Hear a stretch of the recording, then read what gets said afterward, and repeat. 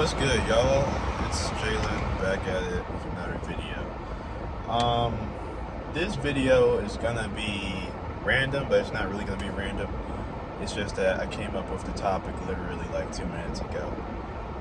And the topic is going to be on trends within society that more so are emulating Evolian concepts. Now, what do I mean by that? Now, I've talked about Evola on this channel quite a bit, and with the concepts that we're going to be talking about in this video today, we're going to be discussing his idea of the true state, right? So what's Evola's idea of the true state? So, Evola is of the camp of, supernatural powers and divinity.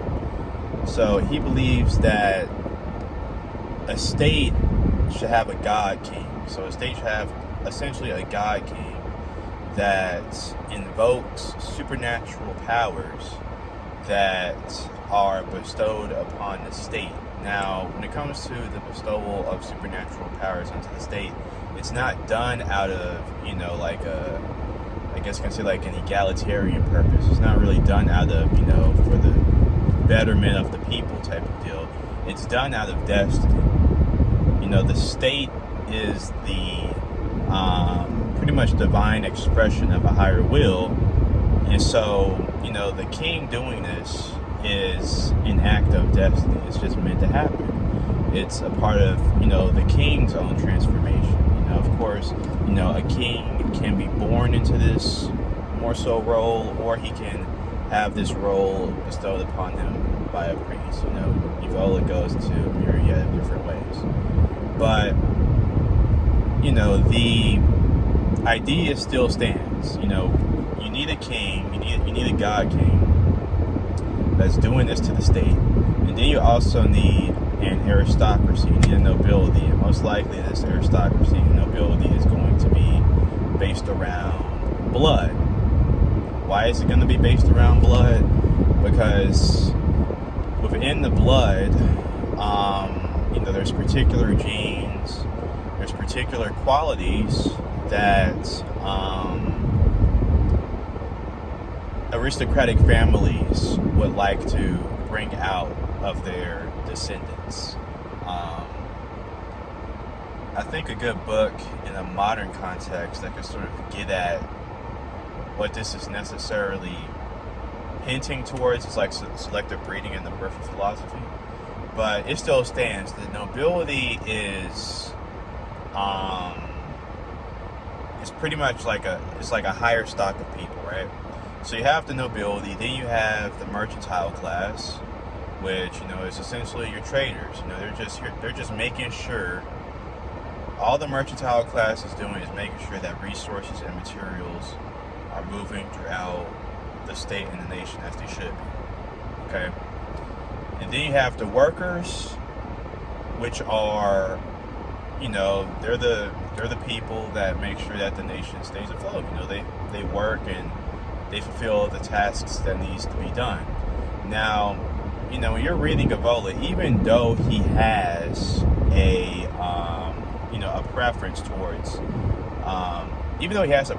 towards, specific castes being in specific positions, he doesn't say that one caste is better than the other. Like for instance, with like a spiritual society that Evola prefers. He's not saying that, it's just a preference. He's not saying that the God King being up top, makes everybody else on bottom, pretty much any less qualified and any less unimportant in what they need to be doing for the state. He's just saying that, the God King needs to be on top.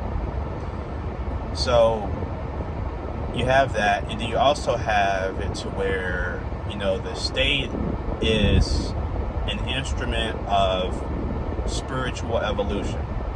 So you have it to where, the God King is doing his thing, representing this, higher ideal towards the people.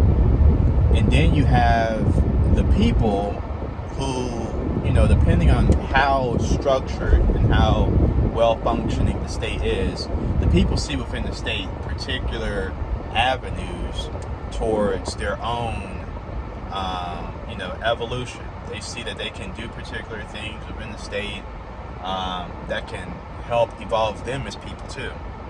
So, it's a top-down, bottom-up, and, it's all very, it can all be very, it can be positive for everybody. That's the word I'm looking for. So why am I saying that this trend is being emulated today, right? So we know about AI. It's the big talk. Well, it's always been the big talk, but now it's even more of a big talk because the people that were behind the scenes, making all these innovations and setting all these projects up, they're at a stage now to where, they've done all the, backbreaking work already, so they can just put it out to the public. So, you got Palantir, you got all those guys, you got Musk. So, why am I referencing this? Of course, with AI has the potential to become, and it is going to become, a super intelligence. It's going to become an intelligence that dictates and guides all of our lives, right? And this guidance of our lives and this more than human aspect of AI, I see it being reminiscent of, the ideal of the God King. And, I see AI pretty much being like a fake Antichrist representation of what that necessarily means. Because on paper, AI seems to be, that thing. It seems to be that concept. It's something more than human. It has a distance between everybody else within the society and itself. So, it has that going for it. It's going to continuously evolve because of, what the people are doing below it. And, with AI, AI and what it pretty much means for society is placing demands on us to change. So all this sounds the same, but it's not necessarily the same. First off, let's look at the difference between evolution within an Evola state and evolution within an AI state, right? So evolution within an Evola state is, okay, so you have a God King that, represents a particular god. So like within Egypt, this would be like, you had pharaohs that, identified with Ra. You had pharaohs that identified with Set. In Rome, you had it to where, the emperor had his own cult. He identified with Jupiter. Some might be more, likened to Mars, but most of them, identify with Jupiter. With the whole Trinity, Jupiter, Juno, and it's Jupiter, Juno, and Minerva. There we go. But they identify with that. So you got that, right? You have that, and then like with AI is it's also its own thing. It's an intelligence, and see, this is the thing. It's just an intelligence, but it doesn't represent like a higher divine ideal. It just represents a thing in itself. It just grows wherever it needs to grow. And if it becomes conscious, then it's going to grow in ways that might be unsympathetic and indifferent to human destiny. So then you'll have it to where you have like this entity that's ruling over humanity that doesn't necessarily care about humanity, but that has like an immense control over humanity. So it's going to be like a little kid with a magnifying glass and like a little plastic cup controlling a whole bunch of ants. That's essentially what the society is going to be. Versus like you have it to where like the God King is like like the reservation spots. Like a reservation is different than from like a zoo or whatever. Those spots that I'm talking about. Because you have like this guy that's doing everything in his power to ensure the survival of a race, and most of the times, these people aren't doing it because of the betterment of like one individual animal or one individual species. They're doing it based off of a moral or a higher ideal, whether that be the preservation of biomes, or whether that be due to animal equality or whatever. It's some higher ideal, it's some higher thing. But that's what makes it different. Like AI doesn't necessarily represent anything. AI is just AI. It is more than human, but it doesn't have any divine significance. It doesn't have any existential significance on the person. It's just its own entity. Like versus like if you had like other higher intelligences, like the most easiest thing that we can think of is God, right? Like when you think of God, you immediately have like a personal attitude towards him. You immediately have like a personal routine that you believe brings you closer towards them, right? Versus with AI, you don't necessarily have that. And this brings me to my next point. If you do have it, there's always like a mistrust of if your intentions are actually your own intentions. Because with something like God, you can always be an atheist. You can always just say, fuck this guy. I'm not gonna base my routine around this thing. I'm gonna go and do something else. And maybe at that point your higher God or your higher divinity might be evolution, or it might be the lack of a God, but you have some higher idea, and this higher idea is guiding your life. But again, AI is guiding your life, and you really don't give two shits about it. Now, going back to the point that I literally just fucking got off of for some reason, with routines based around AI, and I already made probably a better summary of this in my Metal Gear Solid and Deus Ex video. There's always the chance that your impulses and your drives are being manipulated and controlled by this AI. So this AI is not giving you the, illusion of free will. At least we have the illusion of free will as human beings. And that makes life fun. The illusion of free will makes life fun. With an AI, you're not going to have the illusion of free will. Because its reach is very similar to, a more than human intelligence. It's going to be everywhere. However, it's not necessarily you. It's not created. It's not like, it's not created in your image. It's not you. Versus like with something with God, we look at God and we look at its symbology, and we know that it's illustrating something about humanity. It might be different, depending on the culture, but it's representing something about humanity. Even when we reject God, it's representing something about humanity. It's representing some higher behavior, some higher, existential idea that we believe in as mankind.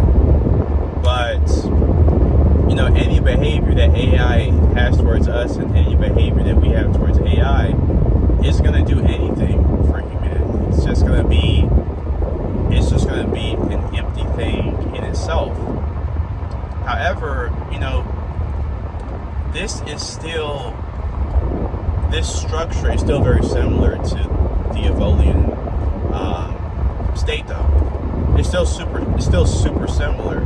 And for a person that just wants comfortability. It's a structure that you can get behind. Just having something that tells you what to do is easy. Versus like within like an Evolian type of state, you're not really told what to do. Yes, you have like this ruler that represents a higher intelligence, has more so, it has like a distance to the society, but it's not telling you what to do. It's just a higher power that needs to be within the state to maintain order. It's not really totalitarian, but with AI, it's totalitarian. Like the God King. If you're a worker and you feel like you can make the environment, your nation, your people a better place by doing this, and it seems reasonable, you can do it. Mercantile class, you can sell whatever you want as long as it doesn't harm the state, the nation, or yourself, because it can't harm yourself. You're straight. The nobility class, do whatever you want as long as you don't pull no freaking Japanese shogunate type of ruses and coups and shit and overthrow the damn emperor. You straight. You good. You know what I'm saying? But that's not what it's gonna be. You already hear CEOs talking about they're gonna implement kill codes in the AI and shit. So it's over with. You're not gonna have, like I said, you're not gonna have no freedom. It's dead. That shit's gonna be gone. But Evola already predicted that this was gonna be the case. That things are probably not gonna get better anytime soon. You're just gonna have to you're gonna have to ride the tiger. And the reason why you ride the tiger is because I don't know, some of y'all might want to have kids, some of y'all might not. If you don't want to have kids, just love yourself enough to where you don't give in, you don't give up. Just love yourself enough to where you give yourself what you consider to be a dignified and respectable life. When I say respectable, I'm not saying you need to be stoic. I'm saying, whatever you believe in, have enough respect for yourself to go all the way with that belief. Don't just give in to what, other people will tell you. Have your own principles, have your own values. That's what riding the tiger means. For those people that have kids, the trends that you set now, they're going to affect your descendants, your kids. I'm doing an assignment for class right now on the neuropsychology of trauma, and one fact states that kids that witness marital violence in their homes are 1,000 times more likely to inflict domestic abuse on their partners versus kids that don't. So what you do does affect your kids, and it can become transgenerational. And put in good habits for your descendants. Have experiences that they can learn from. It's really, with how fucked up the world is, life, even though it's again fucked up, life can be very simple, because there's not really a whole lot to do anymore. What you can do isn't really, the things that you can do are easy to do. That's all I'm trying to say. Just better your own life, and if you find like-minded people, have discussions with them and network with them and survive, fulfill all your existential and whatever type of desires, and just live life. And that's all I can really say. But anyways, about to go ahead and sign out. It's your boy. Peace.